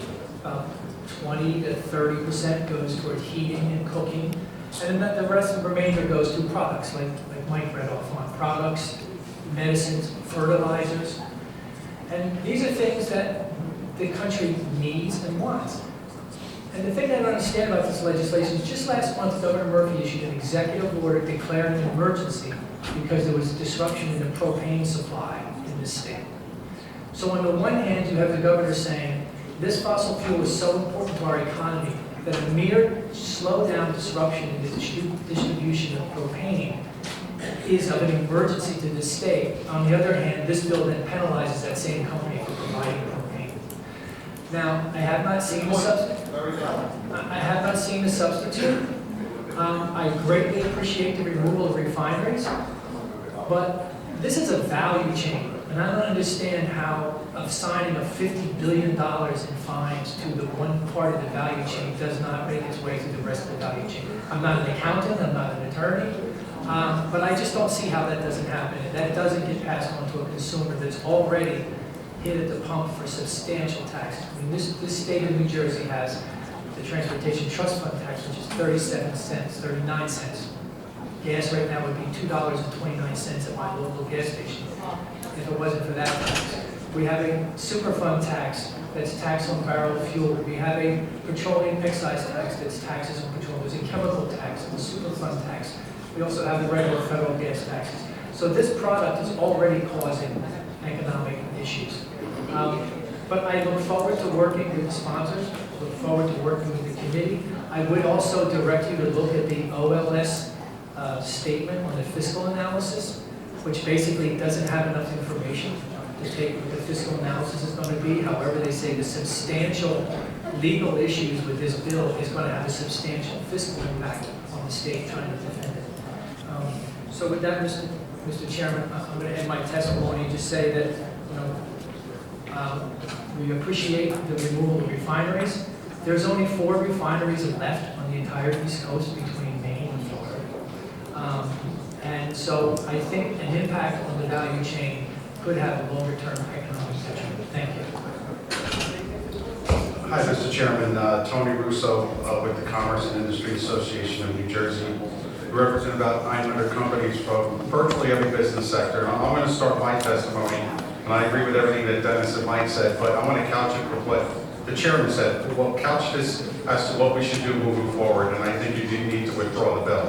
And I'll tell you why. When you think about affordability seems to be the centerpiece every time I turn on the TV. We can't afford the housing, we can't afford everything that goes on in New Jersey. Well, what do people need in order to afford unique jobs? And when I started my career in Trenton 30 years ago, we had 7 refineries, and I had the privilege of touring about 5 of them, and they offered private sector jobs, good paying jobs. And as Mike alluded to, and I can tell you because I've talked to our members when this bill was posted, you know, every sector is watching what happens to this bill, every sector. So don't mistake this as an oil industry bill.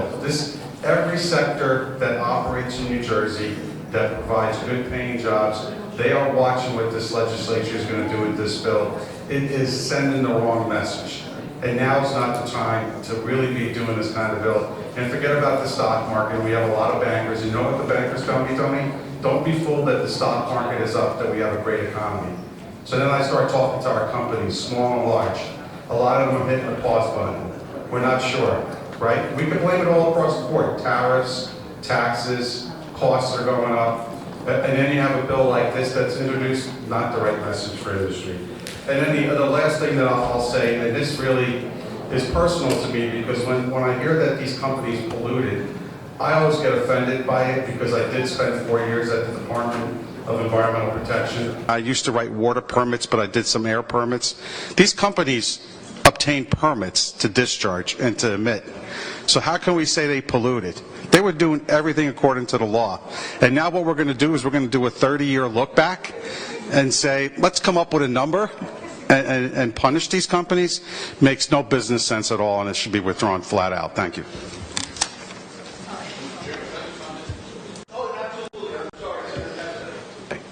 You know, I really appreciate the testimony that you three have just provided, and I really think that the analogy between fossil fuels and tobacco is severely intellectually disingenuous. First and foremost, when it came to tobacco, you had actual bad actors in the tobacco companies marketing to children. And to my knowledge, cigarettes are one of the very few products that if you use the product as it is intended, it will eventually make you sick and kill you. There was a point in time in the 90s, 1990s, so 30 years ago, that Joe Camel was more recognizable to children than Mickey Mouse was, if people remember that. That's why the tobacco companies were sued. It went through the court system. The tobacco companies were held accountable, and that there was a burden of proof. What you just pointed out, Mr. Russo, is that there hasn't been any level of burden of proof with this bill whatsoever. It hasn't been litigated in the courts. I heard laughter in the crowd, and you can continue to do that and be disrespectful, and that's fine. That's fine. You're showing your colors. I'm speaking now. Excuse me. He's absolutely right. There's no need for anybody to mock a senator up here. Okay? If we're going to ask somebody politely to leave, please be respectful. So again, there's a burden of proof in our court system that people have to litigate. The tobacco companies would not have entered into that large settlement if in fact they didn't know that the burden of proof was more than likely going to be met, and settlements are typically less than what a company or a defendant, in the case of the tobacco companies, realize that their exposure is. It becomes less than what their exposure is. Usually at a settlement, both parties leave the table less than 100% satisfied. To me, if in fact we're going to actually argue this matter, it should be argued in our court system. This woefully falls short. It's an end around our justice system, and I've heard the word justice thrown around here since I got here 6 years ago, and in this case about justice. Mr. Russo, you're absolutely right. These companies, these refineries, which by the way employ lots of people in southern New Jersey where I'm from, and where Senator Berzicelli's from, it's actually his legislative district, they do pull permits that are issued by who? DEP. The NJDEP. And EPA, yep. And the EPA. So you have a state agency and a federal agency issuing those permits. This piece of legislation operates under the presumption that these companies in the state of New Jersey especially are bad actors. begs the question how they could possibly be bad actors when the very state agency and the federal agency that is supposed to have oversight of them continues to issue permits. Now listen, if they do something bad and hide a level of pollution, that's where those agencies come in with hefty fines. Something absolutely should be done in that instance when you have a bad actor. But this is a case where there could potentially be, look, I'm a litigation lawyer, could potentially be a class action. That would be the proper venue, not legislation punishing companies who have acted according to the law under permits that they've been issued and reissued time and again. So that's my statement for today. And the analogy between big tobacco and big oil is completely intellectually disingenuous. And members, if you're going to, like Senator Testa made a significant statement here. Before we vote and give everybody a chance, but if you're going to make the statements once or twice, like, you know, just, you're good. Thank you. And I'm going to let other people do the same. So, thank you, Mr. Russo. Yep. If the folks in the front row could, so we could see our, you could stay in the, you could stay there. So we can stay here, it's fine. Thank you so much. Good evening, Mr. Chairman, members of the committee. Thanks for the opportunity to be here this evening. Michelle Sekurka, President and CEO of the New Jersey Business and Industry Association. Ray is going to address our express opposition. Tonight I'm actually presenting on behalf of the New Jersey Business Coalition, which we have brought together over the past 6 years and includes over 100 trade association, business, and nonprofit groups. You have the co-signed association's coalition letter amongst your materials tonight. And I just also want to say, as the former Deputy Commissioner of DEP, I could not agree more, Senator Testa, at the rigor of what it takes to get a permit in the state of New Jersey, and that rigor is even greater than the rigor at the federal level, knowing having sat in those seats before. Despite the change in the committee substitute of Senate Bill 3545, it remains deeply problematic and warrants strong opposition today. While the new title might suggest affordability, and honestly, the language of our refineries was only removed, there is no bold exemption printed within it. But regardless, the reality is quite different than presented. Let's start with affordability. Energy affordability was the top issue in our recent election and in our most recent NJBIA Business Outlook survey, where businesses for the first time cited it as their #1 concern. Our job creators said that was their #1 cost concern in New Jersey. This bill only exacerbates that. Why? Because basic economics tells us that rising costs are ultimately passed on to consumers. Whether that's going to be at the pump, through their utility bills, or higher prices for goods and services. There were estimates, and Mike started to talk about the Chamber of Commerce numbers. Those numbers were based on the $40 billion. Now let's take that up to $50 billion, and the numbers are only greater. You can do the math. But I ask you to take those numbers that were on a per household, over $9,000, and now think about a business. Think about their operations and the size of their operation. Those numbers only grow by multiples and multiples. Now take that up to that $50 billion, and you see again the math speaks for itself. How about the impact on industry, jobs, and investment in our energy future? The bill claims these costs are not punitive. We do respectfully disagree. It penalizes our in-state industry and investors who have supported energy production and innovation. While the bill removes that language, again, it does not expressly exempt, and the reality is that downstream impacts absolutely remain. The risk of those downstream impacts remain to our refineries. The 2 refineries remaining in New Jersey, the 2 most significant on our eastern seaboard, Bayway and Paulsboro. What do they contribute to our state? Let me tell you. $1.4 billion in state and local taxes, $4 billion in labor income, 35,700 jobs statewide. They also generate $8.4 billion for our national economy. If we undermine these investments, we threaten shareholder investment, including pensions, 401ks, as well as the innovation investments needed to make the ongoing energy demands and investments that we need. And these investments, as has been said, these investments continue to be needed today. Why? Because our reliance on fossil fuels has not in any way diminished, not in any way. Rather, we rely each and every day, each and every one of us here today, you, we, everyone in this room, we rely on those fossil fuels for our day-to-day, everyday, daily activities in all that we do. Competitiveness. New Jersey already faces competitiveness challenges. We are dead last in our region due to our high taxes and high costs. Dead last. We are 49th in the nation in unemployment at 5.4% today. And we have exponentially declined in being the home to Fortune 500 companies over the last 8 years from 22 to 15 today, not to mention the net loss of adjusted gross income of $45 billion over the last decade here in the state of New Jersey. Passing this bill sends a chilling message to job creators and investors, not just in the energy industry, but across all industries in New Jersey. Why? Because the message we are sending is that liability can be imposed retroactively, regardless of legal compliance or public need. Public need. Cigarettes were not public need. Tobacco is not public need. Fuel is public need. Businesses require predictability and certainty to invest, and this bill does exactly the opposite. In closing, just 8 weeks ago, voters made it very clear in the state of New Jersey, affordability must guide policy decisions, especially regarding energy. Senate Bill 3545, even as amended, fails that test. It is not a solution. It's a costly burden on residents, businesses, and our economy. Thank you. Thank you, Mr. Chairman, members of the committee. My name is Ray Cantor with the New Jersey Business and Industry Association. Does anyone really believe that these costs are not going to be passed on, that this is a free lunch, there will be no impacts?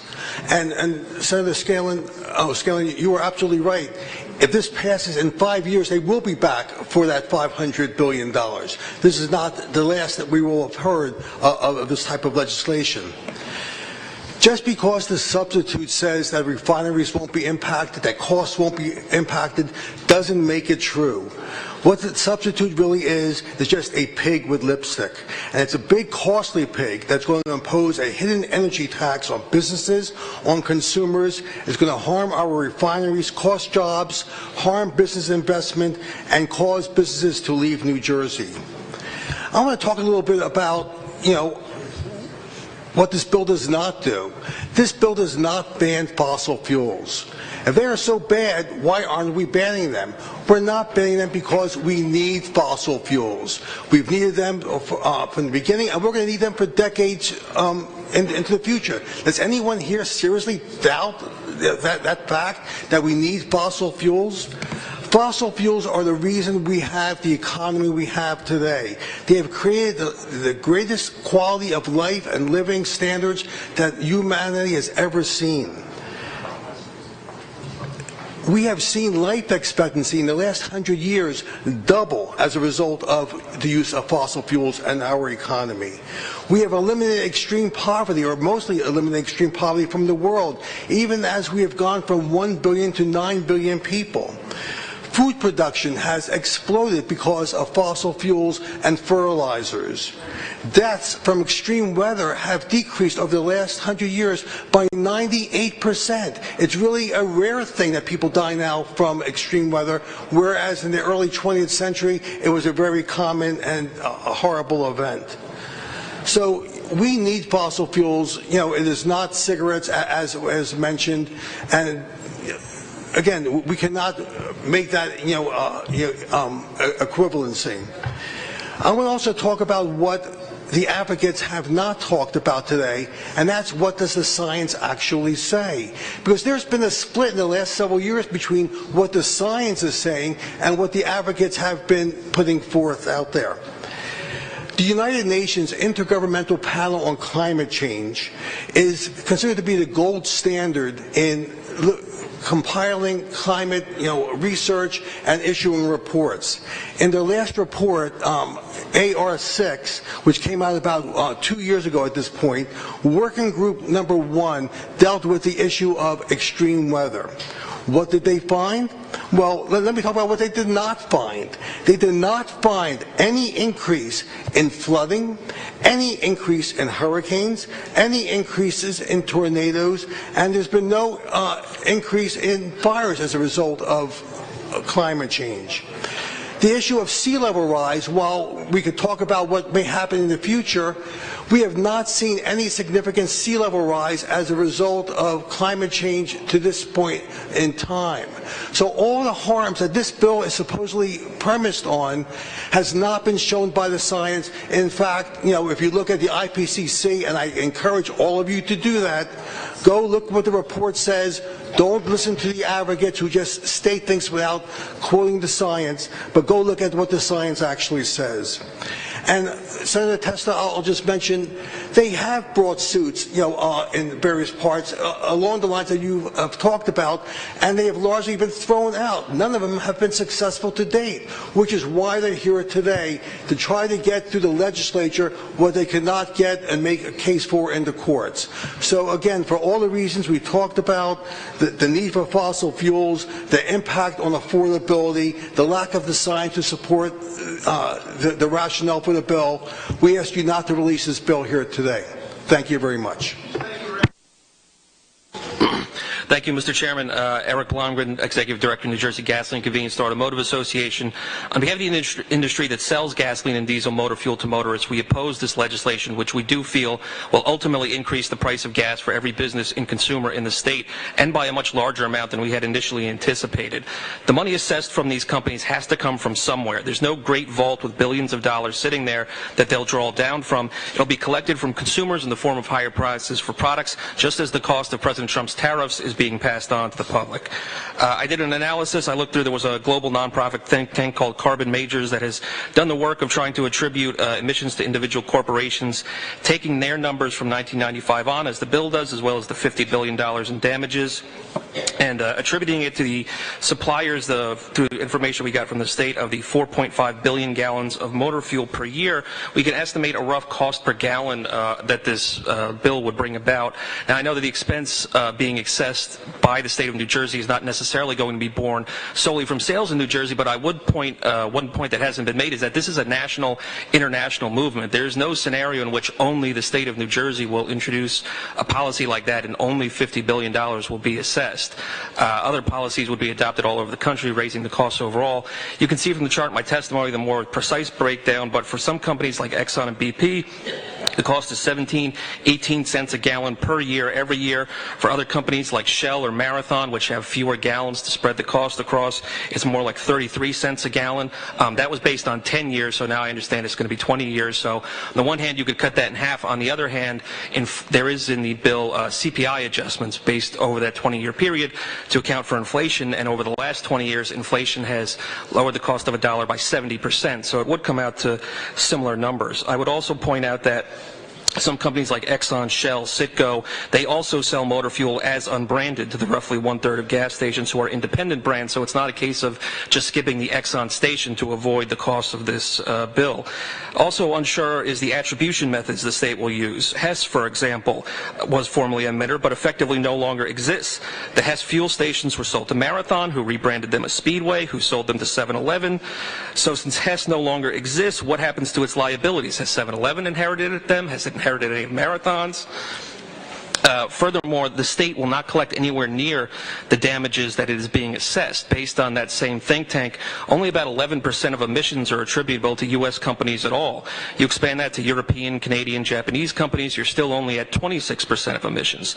Do we really expect that the state of New Jersey can extract nearly $3 billion from Saudi Aramco, or $1.5 billion from the Indian state-owned coal company, or $250 million from the Turkmenistani National Gas Company? Chinese, Russian, and Iranian companies alone, mostly state-owned, account for 38% of emissions, so that alone drops the $50 billion goal to $31 billion at best, unless, of course, the DEP tries to squeeze that $50 billion just from the companies who might actually pay it, in which case the cost per gallon referenced above would quadruple for those companies. Finally, whatever anyone thinks of these specific U.S. European companies, surely we should all prefer them to the state-owned mega corporations of foreign dictatorships. Our publicly traded companies pay taxes in the U.S., and millions of Americans hold stock in them through their 401ks and pension funds. Given the risk that these unfair damages will be passed on to local retailers in the form of higher prices, who would then be forced to pass them on to consumers, we ask that you not move forward with it today. Thank you. Good evening, Chairman, members of the committee. Hillary Chebra. I'm the Director of Government Affairs for the Chamber of Commerce, Southern New Jersey. Like you said, Chairman, I have the enviable job of being the last to testify in this bill today. Oh, Elisa. stay all night. Keep everybody come back up. All right, that takes the pressure off, so thank you. I will give the South Jersey angle, being the Chamber of Commerce, Southern New Jersey. As you've heard, there are 2 refineries left in New Jersey, one of them in South Jersey, and while we appreciate refineries being removed from the bill, we do also agree with my colleague Dennis that the downstream impact on these refineries will certainly be felt, and that will be a huge economic impact for our region. We're very concerned about imposing retroactive liability on companies for past legal and needed conduct. You heard my colleague Michael list all of those products that I think we all have used, made by fossil fuels. These were companies that were permitted by the government, and this was legal conduct that they are now being held liable for. So you've heard also that New York has passed this bill, but they're now in litigation, and so I appreciate the opportunity to discuss this today. I appreciate your statement saying that this is something that we will likely discuss with the next governor in the next legislative term. We look forward to being part of that discussion, and we do urge you to remember that the impact this will have, particularly on our region of the state. Thank you.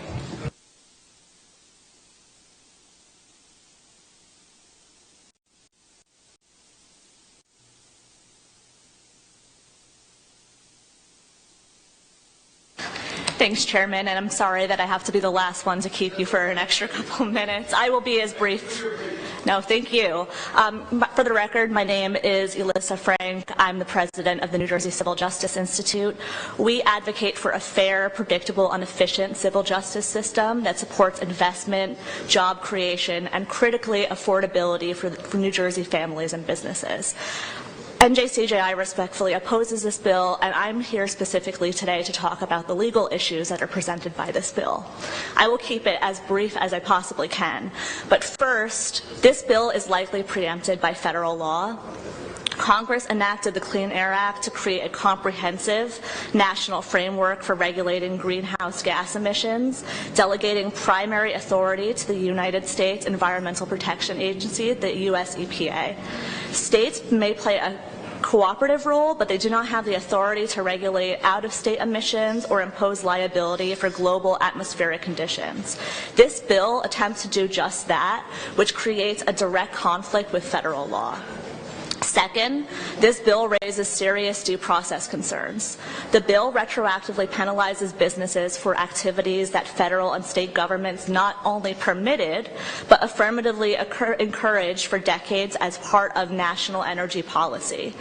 Imposing massive liability now, after the fact, on a narrow subset of New Jersey companies upends settled expectations and does so in an arbitrary and disproportionate manner, particularly while ignoring the vast majority of global greenhouse gas emitters.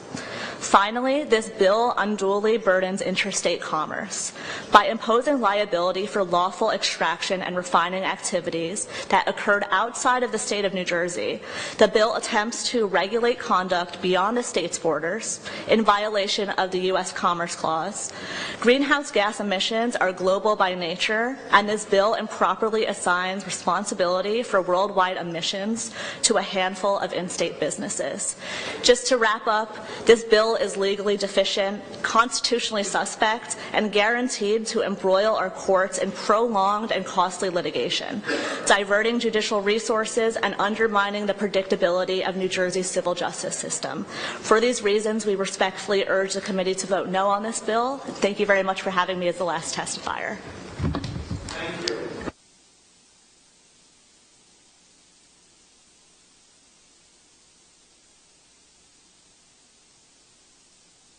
It's a question of Mr. Cantor. So you brought up the science. So if I heard you correctly, so this question is, you said that if you look at the 6th assessment report, working group 1, they are saying there's no connection to extreme weather events. Is that what I heard you testify? I said there were extreme weather events that they have found no increase in, no detection of, and therefore no attribution to.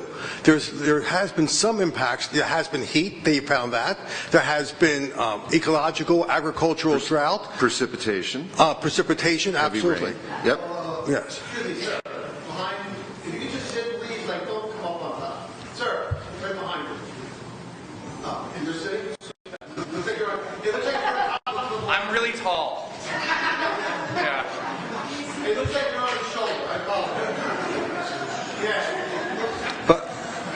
but if I can finish my thought, the main harms that people are saying need to be compensated for, flooding, hurricanes, sea level rise, have not been found by the IPCC. What was the word? I'm sorry. Have not been detected to have been increasing by the IPCC. So it's very misleading.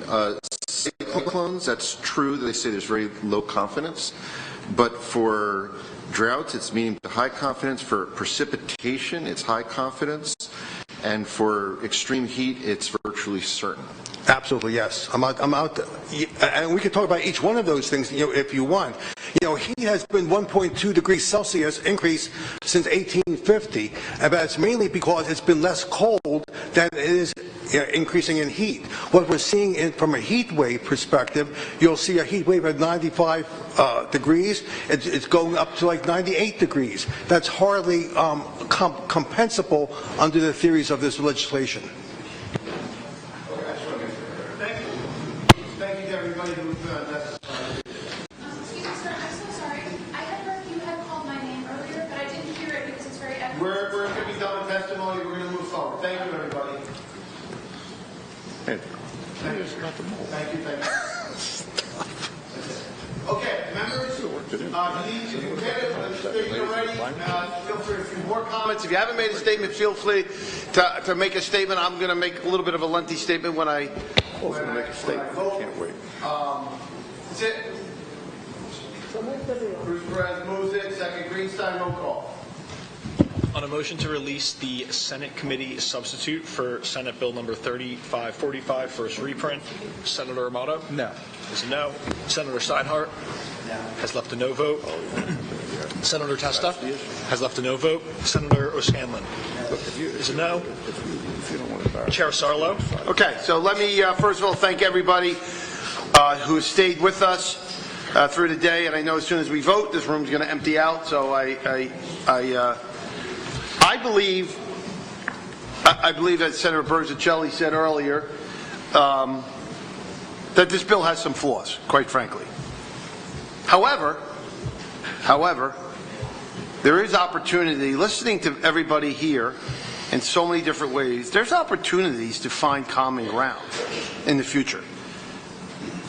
This bill, as you all know, the bill is not moved at this point in time in the Assembly, and after today, most likely it'll be end of the legislative session, and there's a new legislative session starting on January 13th, early next week.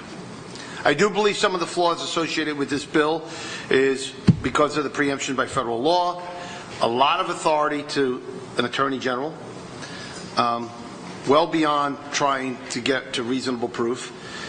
And let's face it, those who we are calling criminals, there may be some bad behaviors, but those same extractors we're relying on. There's wars that have been happening for decades and generations to come. And those same extractors, each and every one of us in this room, whether you're an environmentalist or not, you're relying on them in one way or another.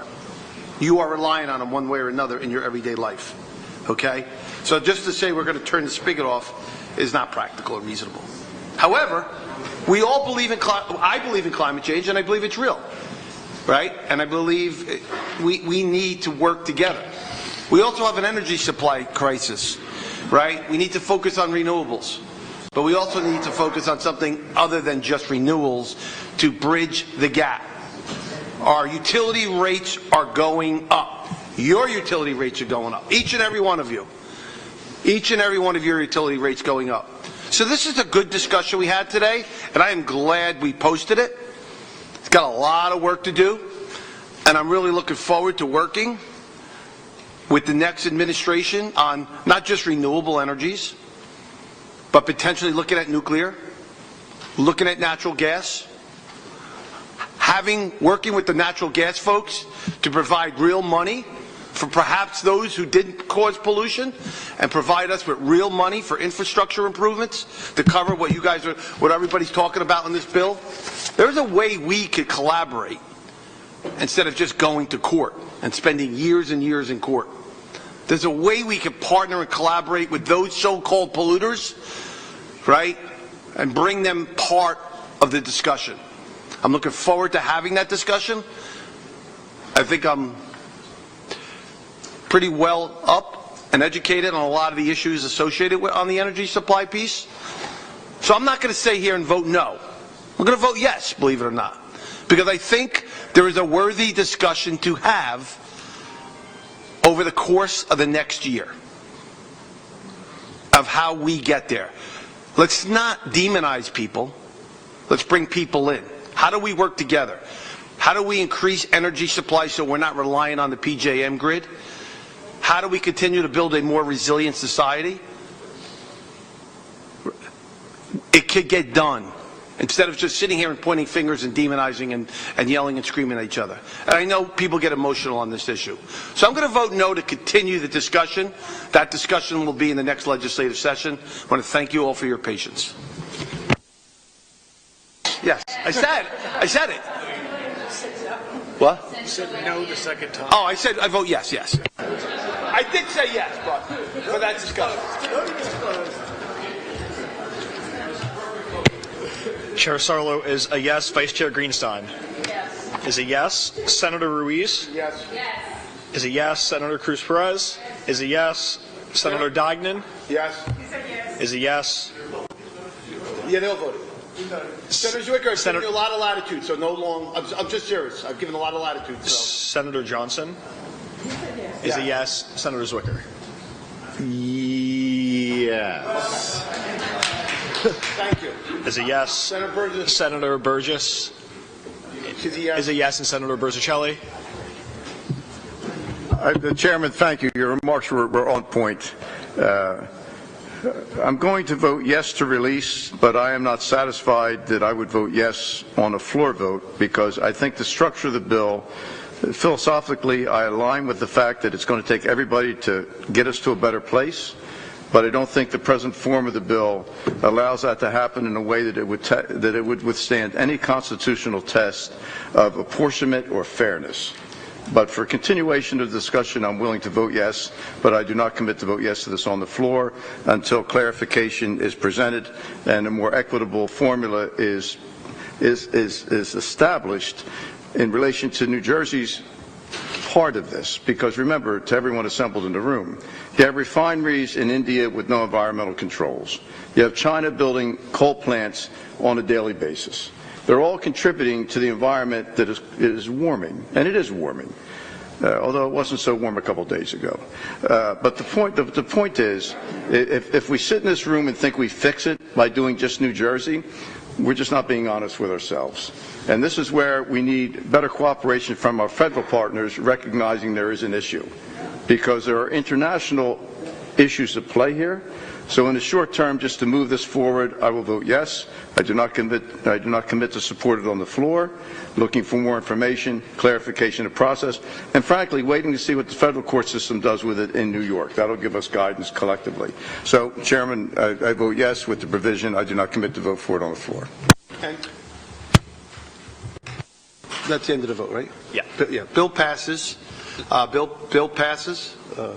Senator Berzicelli is a yes, and the Senate committee substitute for Senate Bill 3545 first reprint is favorably released. And I want to thank people on both sides of the issue, and I want to thank Senator Berzicelli. Both him and I had a long talk in the back about this. Keep our options open. Communicate and collaborate with one another. We're all in this together. We have to communicate and collaborate, and let's not demonize folks, right? Let's bring those folks in to help build our infrastructure. Let's keep an open mind to nuclear and natural gas. Thank you.